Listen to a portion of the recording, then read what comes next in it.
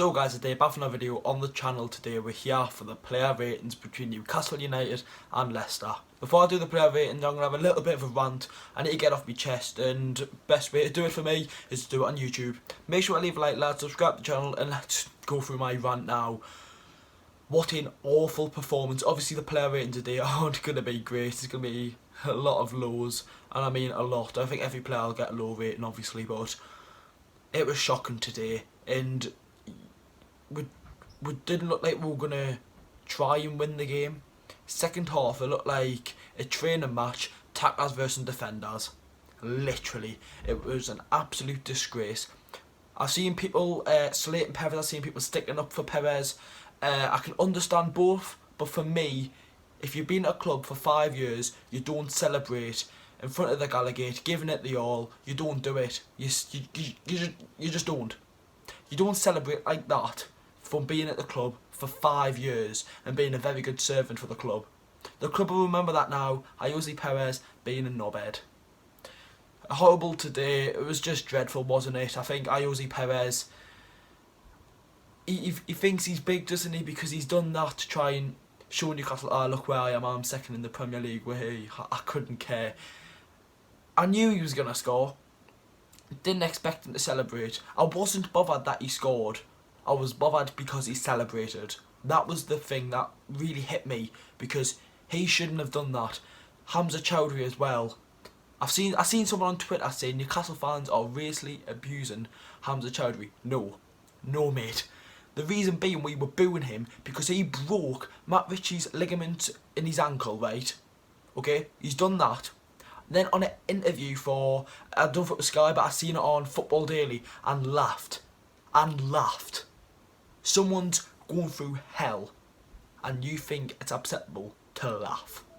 Disgraceful. It was a good goal by him as well, I've got to say that now. All the goals were good apart from Perez, and I'm just very, very frustrated. Didn't watch the vlog already, I button, should have watched it already. I'm going absolutely mental in the Gallagate. Let's get into it now. Also as well, I think it's disgraceful how not one player, I think the only player who appreciated the fans today was Martin Dubravka. The only player who went around and clapped the fans, right? I can understand you're frustrated, right? I understand that the players are frustrated, but you've got to appreciate the fans. We were chanting from the 70th minute to the 90th minute, where you still follow United, right? And guess what? Martin Dubravka was the only one that came over and clapped. Well, not in our corner, but he did clap the fans. No one else did. We missed a lot of players. 5 injuries today. Only Newcastle United, right? Could be 10 men. Could be playing with 10 men without a red card. That's Newcastle United for you. Let's do the player rating. Sorry for my little rant. It's 3 minutes in already. It's going to be a longer one, this one. So let's get into the player ratings now. Martin Dubravka, as I've mentioned, he's my man of the match, and he conceded 3 goals. That just shows how bad we were. Martin Dubravka, oh, can't even speak. Martin Dubravka, he had to make some really good saves. One in the second half, a nice double save. He made a double save in the first half. I'm going to give him a 4 out of 10. I didn't think he was absolutely, well, he couldn't do nothing with the goals. Absolutely nothing with the goals. World-class finishers, you can't do much more. Martin Dubravka, 4 out of 10. Javier Manquillo was in right wing back. He played the first half and then had to get substituted off for Emil Kraft just at the end of the first half. Javier Manquillo, it wasn't his best day. Obviously no one played great today. It wasn't his best day. I'm giving him a 3 out of 10. I didn't think he was fantastic. Didn't really stand out, and it wasn't great. Centre backs, we'll do the main one, right? Actually, no, we'll go from order. Right, we've started right back. We'll do the right centre back. We'll do Fabian Schär, who got subbed off with a hamstring injury. The worst injury you could have in football, a hamstring injury. Shelby's got a hamstring injury. Manquillo's got a hamstring injury. Obviously Shaw has, and then we've got Jetwell Willems, who's got a groin injury. And then then DeAndre Yedlin's broke his hand and played through the game with a broken hand. Jesus, wet man, Jesus. Fabian Schär, I didn't think he was absolutely fantastic. I think he was the best centre half, but he's still getting a 3 out of 10. Not good, really not good. And I hope he is back, and I hope he's not injured for a long time. We'll probably find out more maybe tomorrow about the injuries. Fernandes, was the captain in the second half because Shelby came off at half time because he got injured with a hamstring injury. Fernandez, I'm giving a 2. I didn't think he dealt with Ayoze Perez and Kelechi Iheanacho that great, to be honest. Imagine if Vardy started. I don't know why Vardy wasn't in the team, but imagine if JB Vardy played in this game, man. Would have been hell on. Would have been hell on. Fernandez gets a 2 for me. Not good. Florian Lejeune. I don't know if it's the first ever time I've done this, but I'm giving Florian Lejeune a 0 out of 10. 0. 0 out of 10. Cost us the game. Awful. Right, I can see people comment now saying, oh, he's played 4 games in a week, right? And I understand that he's pushing his fitness levels to the limit, right? But this is the player ratings video. I've got to judge him from his performance on today's game. I can understand he's played a lot of games beforehand, just come back from an injury. From today's performance, 0 out of 10. As a centre-back, right, you do not pass it across your box, right? That is bloody under-8 Sunday League stuff. You do not do that. You're a professional footballer. He's not even that young as well. He's 27, 28 years old. You should know to not cross it across your box, right? And for the second goal, it wasn't across the box, but there was a bit of space that Mankiw was in, and Shaw was literally just behind him. All he had to do was switch it. We've seen Lejeune switch the ball last season lots of times. All he had to do was switch the ball, but no, put him in danger. Perez gets the ball, plays it to Maddison, 2-0.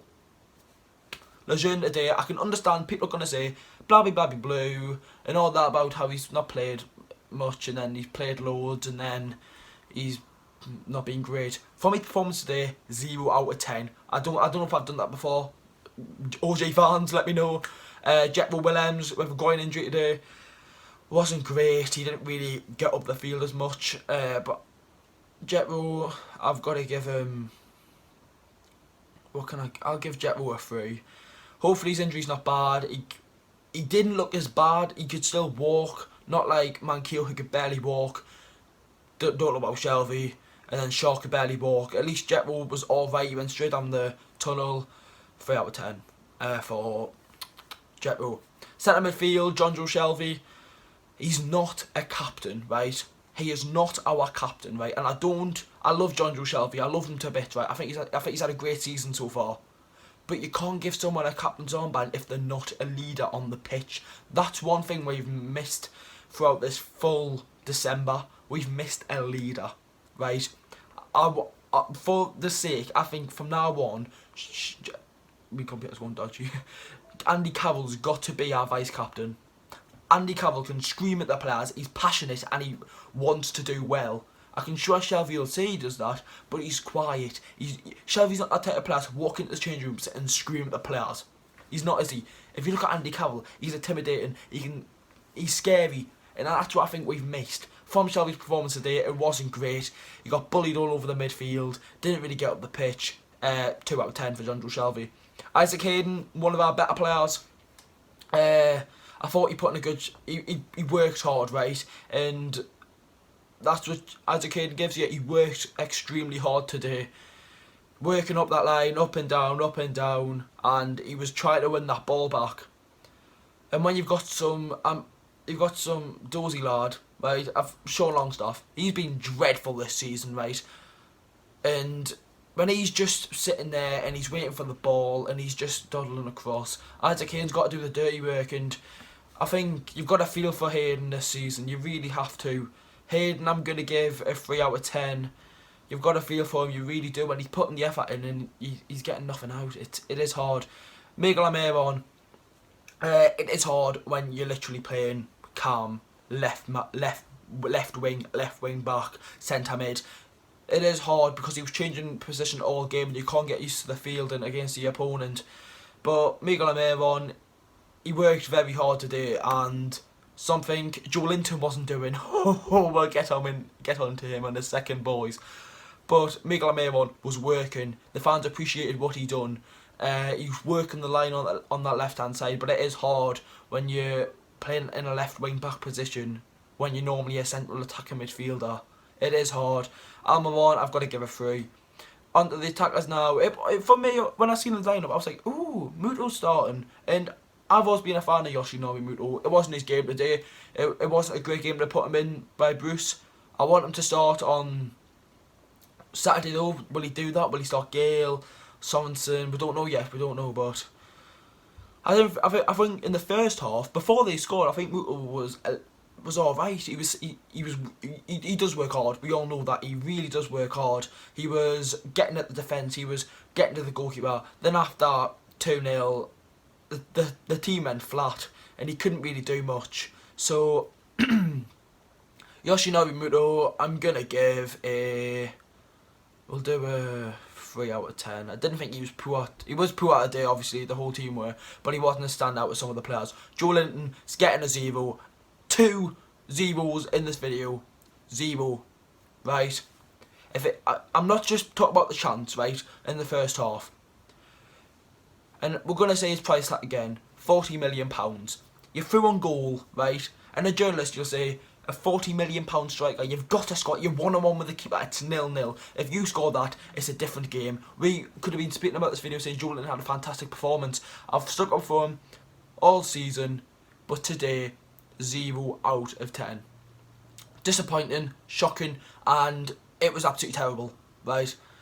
Joe Linton lacks confidence, right? And I can understand it's hard when you can't even speak to your players and manager because you don't know any English. I understand that, right? So why the hell would the club bring someone in like that? The club could have just brought in Salomon Rondon. Simple, cheaper wage, guarantee you Premier League goals. 1 goal, 2 assists, right? And he's played every game this season, yeah, in the Premier League.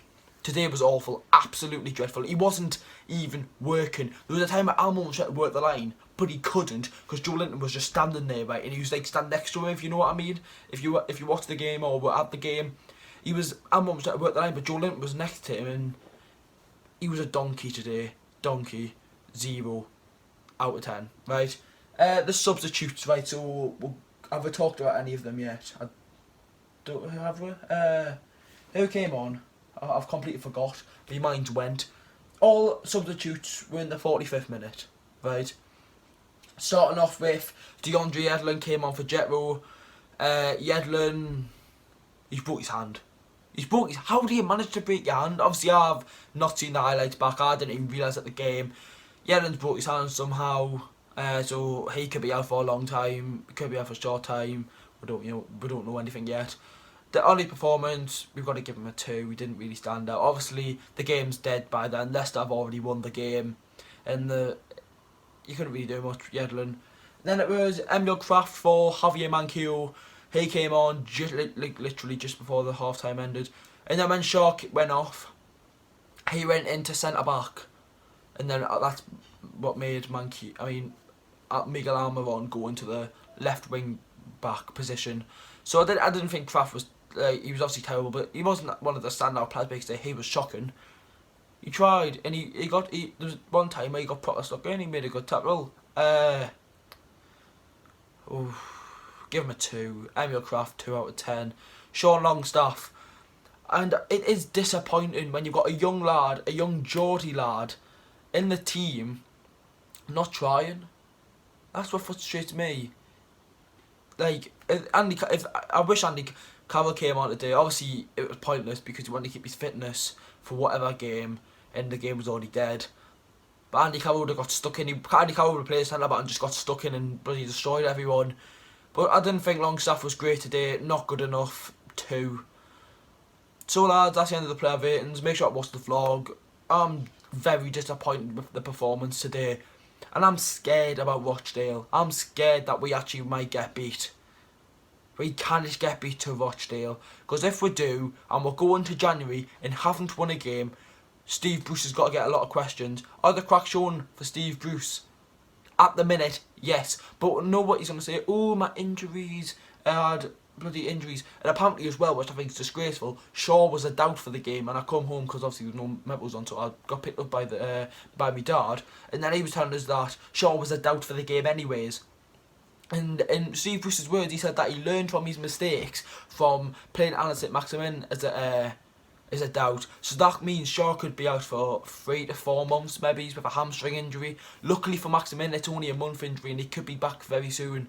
Richie could be back soon. We need Lascelles back. We need Kieran Clark back.